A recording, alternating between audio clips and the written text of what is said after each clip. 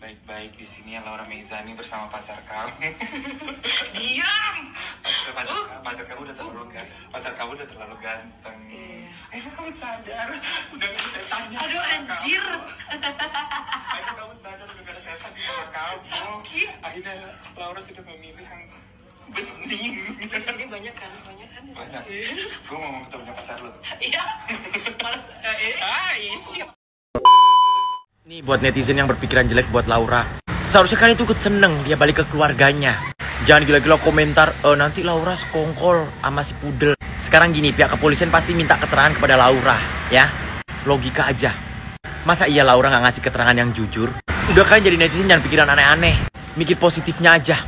Seharusnya kita sebagai netizen itu ikut seneng, ya. Gimana Laura udah balik ke keluarganya dan adik-adiknya, itu sumpah ya. Setiap postingan mengenai Laura, nggak tahu mata ini selalu berkaca-kaca, ya. Nih mata ini. Sini bu, biarin bu. Kamu jangan kabur bu. Oke. Lagi bu, lagi bu saya bu. Nah pak, pegang pak. Sini. Kami dikit bu, bentar bu.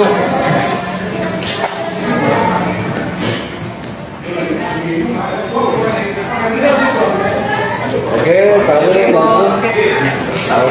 Oke, silakan lagi bu. Kita berhasil melakukan penahanan terhadap tersangka tindak pidana persetubuhan dan atau pencabulan dan atau aborsi tidak sesuai ketentuan. Ya. Kemudian ada pun kronologis kejadiannya itu pada bulan Januari 2024, pelapor yang bernama NM yang merupakan ibu korban menjelaskan bahwa anak korban LM berpacaran dengan terlapor via B. Dan selama menjalin hubungan pacaran tersebut atas bujuk rayu tersangka yang menjelaskan akan bertanggung jawab serta menikahi anak korban, sehingga anak korban LM mau melakukan hubungan badan layaknya suami istri dengan tersangka via B.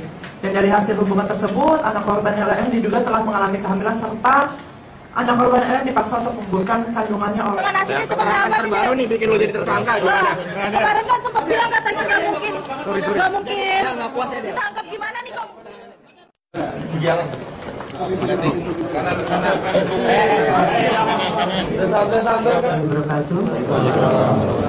Lanjut, saksi terlapor sudah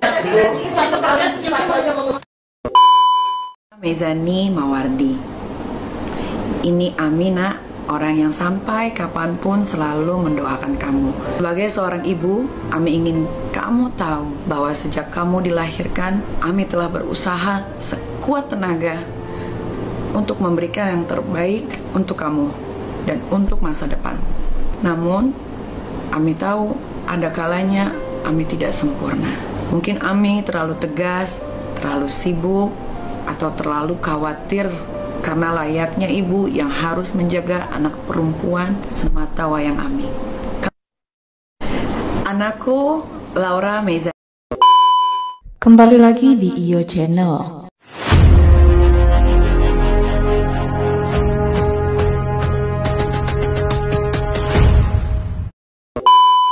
Baiklah, kali ini saya akan membahas tentang ada video Laura Meizani saat gugurkan kandungan disaksikan Fadel Badijeh. Rasman Arif Nasution minta diperlihatkan.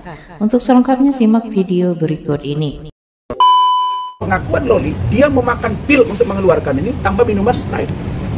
Kalau itu dia lakukan, maka Loli melakukan tindak pidana aborsi dan itu mengikat dia untuk diproses hukum. Gak usah dibilang-bilang bahwa dia lolos. Gak ada. Anak umur 13 tahun menganiaya, membunuh pun masuk penjara. Jadi kalau dia melakukan perbuatan itu, dia secara sadar mengetahui bahwa itu yang dia lakukan dan dia melakukan sendiri. Meskipun Fadel tahu misalnya, bisa saja Fadel melarang, tapi dia tidak mau, dia melakukannya. Maka mereka harus buktikan itu janinnya siapa. Kurang lebih 2016 atau 2017, saya menangani perkara pengguguran bayi seperti ini. Jadi laki-lakinya nggak dipidana.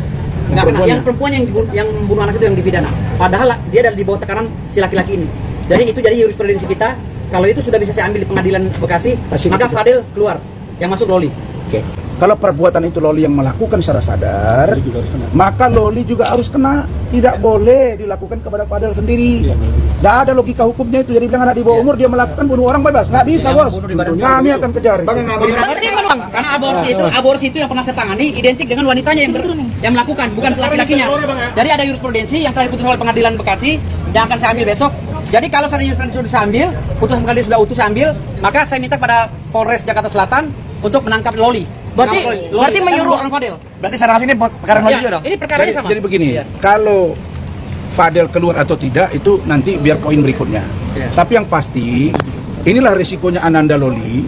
Jangan dikira Ananda Loli cerita ke Om berbeda, terus ke polisi berbeda, lalu kemudian ada pengakuan sepihak yang tidak dapat dibuktikan, terus kamu dianggap lolos. Mohon maaf, Om kecewa juga. Kenapa Loli berubah 100%?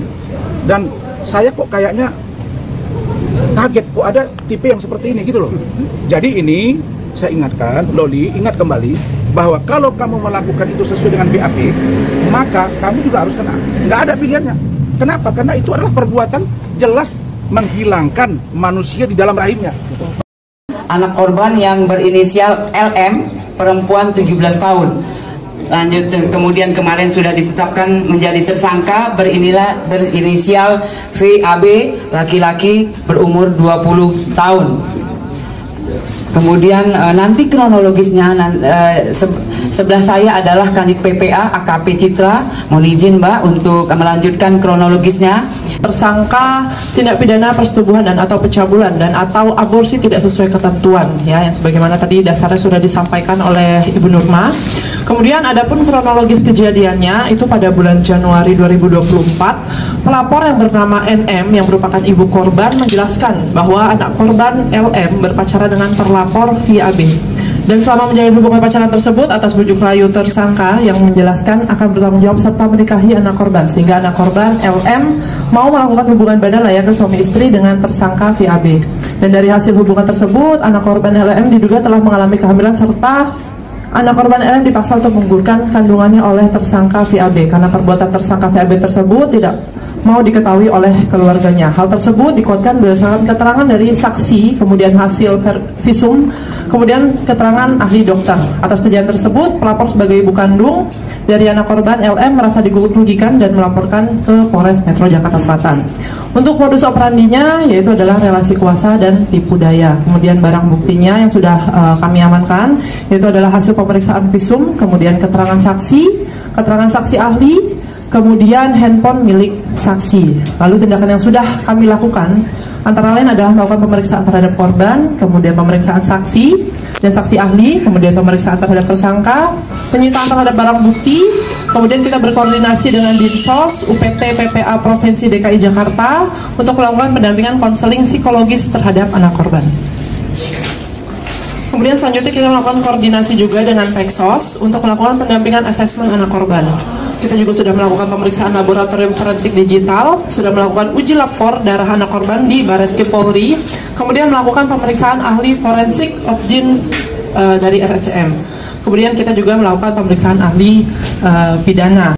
Lo tau gak, ternyata Fadel Bajide udah jadi tersangka. Drama yang panjang seliweran di FYP ini akhirnya beneran naik ke tahap yang lebih serius. Jadi Fadel itu udah resmi ditetapkan sebagai tersangka dalam kasus yang melibatkan Loli, anak dari NM. Polisi akhirnya menetapkan status ini setelah melakukan penyelidikan yang panjang banget sejak laporan yang dibuat pertama kali pada September 2024. Setelah beberapa bulan penyelidikan, pada 13 Februari 2005 kemarin, Polres Metro Jakarta Selatan akhirnya menetapkan Fadel sebagai tersangka. Fadel dijerat dengan pasal UU Perlindungan Anak yang kalau terbukti bersalah bisa bikin dia mendekam di penjara selama 15 tahun. Dan yang bikin heboh, NM baru-baru ini membuka suara dan ngasih beberapa fakta yang bikin miris. Yang pertama, uang hasil endorse Loli katanya ditransfer ke kakaknya Fadel, bukan buat kebutuhan dia sendiri. Yang kedua, Loli sempat minum air keran karena nggak punya cukup uang buat beli air minum yang layak. Dan yang terakhir, bahkan dia sampai makan makanan sisa dari hari sebelumnya. Makanya NM sampai nangis waktu ngomongin ini di media. Dengan semua fakta ini, menurut lo siapa yang sebenarnya salah? Apakah Fadel benar-benar bersalah atau ada cerita lain yang kita semua nggak tahu? Gimana menurut kalian? Coba tulis di kolom komentar. Akhirnya kisah Romeo and Juliet di Indonesia ini berakhir dengan ditetapkannya tersangka si Romeo-nya karena Julietnya sudah sadar ya dari guna-guna.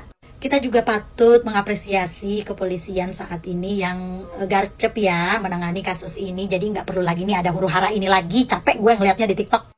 Tapi ada satu nih yang gue sorotin ini, pernyataan si pengacaranya yang juga jadi tersangka ini, ya. Ini keterangannya kayak gini. Ya kalau misalnya nanti si Loli ini, Laura ya bilangnya ya, si Laura ini itu terbukti melakukan abortion, ya berarti nanti kita bisa ngelaporin ini, ya kita bisa laporin balik dong. Dia kena pasal dong ya kan, walaupun si Padelnya ini tahu gitu, tapi dia kan bisa ngelarang. Gue jadi kayak rada-rada bingung gitu ya. Bang, lu kagak tahu ya? Hah? Misalnya ada tindakan abortion ya yang dilakukan anak di bawah umur itu nggak dikenakan pasal, Bang. Apalagi kalau misalnya tindakan tersebut di bawah paksaan, Bang. Anak di bawah umur, pasal itu berlaku untuk perempuan dewasa. Heran gue, pengacara kok sampai kayak gitu nggak tahu. Bisa nggak sih? Hah? Lu itu jadi pengacara, Google aja, Google. Ngerti dulu pasal-pasalnya baru lu ngomong gitu loh. Periksa nggak ini ijazahnya ini? Tapinya, Bang. Ya udah, nanggepinnya nggak usah nanggepin lagi, udah capek gua. Lelah sedikit kalau Mas. Mungkin ada upaya lagi. Iya. Aja masih ada upaya 20 hari ini. Iya.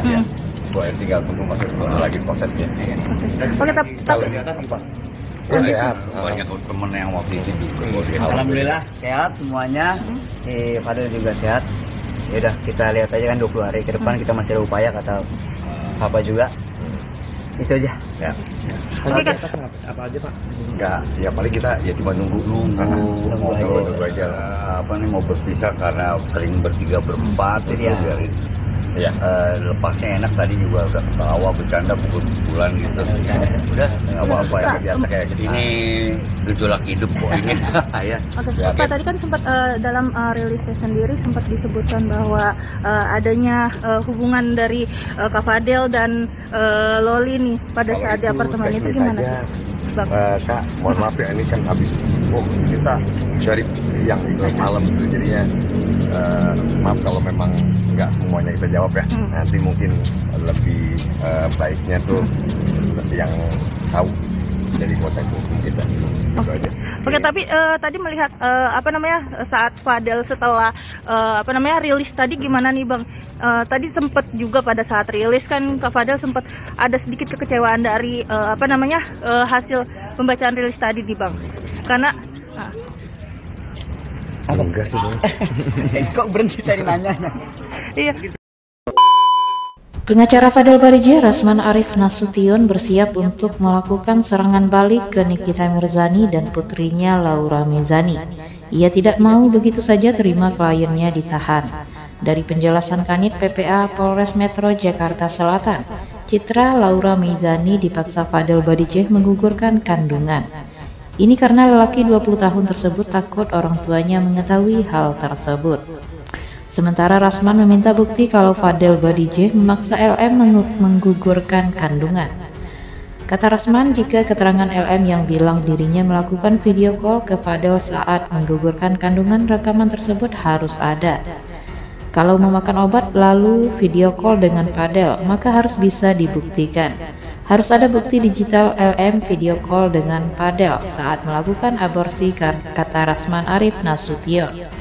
Semisal LM tidak bisa memberikan bukti, ia menganggap anak Nikita Mirzani dengan sukarela menggugurkan kandungan tanpa ada paksaan. Kalau pas video call tidak bisa dibuktikan, berarti tidak bisa dikenakan ke Fadel, ucap Rasman. Sebaliknya ini akan menjadi bumerang buat Nikita Mirzani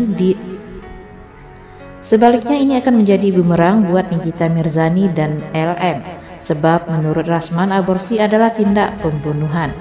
Kalau itu dilakukan sendiri, minum pil, ya sudah dia yang membunuh janinnya, ya sudah dia juga terseret. Nah, kami akan membuat laporan polisi, kata Rasman Arif Nasution.